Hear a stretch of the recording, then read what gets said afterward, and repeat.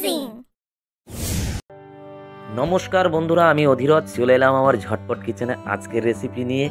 তো আজকে বানাচ্ছি সজনে ডাঁটা, বেগুন, কুমড়ো, আলু দিয়ে ঘরোয়া রান্না। কিভাবে আপনারা বানাবেন, গরমের দিন পড়ে গেছে, সজনে ডাঁটা আপনাদের সবাইকে খাওয়া উচিত। আমি কিন্তু প্রথমে কড়াইয়ে সর্ষের তেল দিয়ে দিলাম, আর বেগুনটাকে কিন্তু আমি কেটে রেখেছিলাম, বেগুনটাকে কিন্তু আমি ভেজে তুলে নিলাম। এখন আমি গোটা জিরে দিলাম, আর একখানা বড় আলু দিয়ে আলুটাকে খুব সুন্দর করে ভেজে নেব।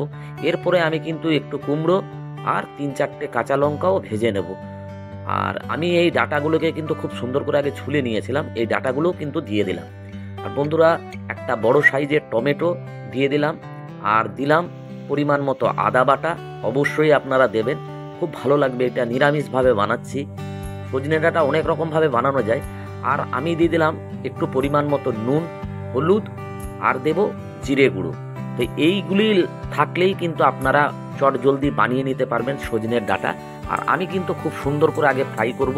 জল এখন দেবেন না, অল্প অল্প সামান্য অল্প জল আপনারা দিয়ে এরকমভাবে ভাজবেন। তো বন্ধুরা, গরমের দিনে কিন্তু সজনে ডাঁটা খুব খাওয়া উপকার, কারণ এটা কিন্তু অ্যান্টিপক্স। আমি কিন্তু এরকম বাটিতে 2 বাটি জল ঢেলে আমি কিন্তু এটাকে ঢাকা দিয়ে দেবো লো টু মিডিয়াম ফ্লেমে প্রায় 15 থেকে 17 মিনিটের জন্য। আর এটা কিন্তু নামাবার সময় খেয়াল রাখবেন, একটু ঝোলঝোলই থাকবে। এটা গরম ভাতে আপনারা এই গ্রীষ্মকালে খুব সুন্দর লাগবে। আর অবশ্যই আমি কিন্তু ভাজা বেগুনগুলো দিয়ে এখন কিন্তু চাপা দিয়ে দিলাম। তো বন্ধুরা, এইভাবেই কিন্তু আপনারা বানাবেন। সজনে ডাঁটা অনেক রকমভাবেই বানানো যায়, পোস্ত দিয়েও বানানো যায়। আমি আরও অনেক রকমভাবে বানানো আপনাদেরকে দেখাবো। এখন আজকে যেটা বানালাম এটা আপনারা ট্রাই করে অবশ্যই দেখবেন নিজের বাড়িতে, কারণ এটা তো আমার সম্পূর্ণ রান্নাটা নিজের ঘরোয়া রান্না। তো কেমন লাগলো ভিডিওটা?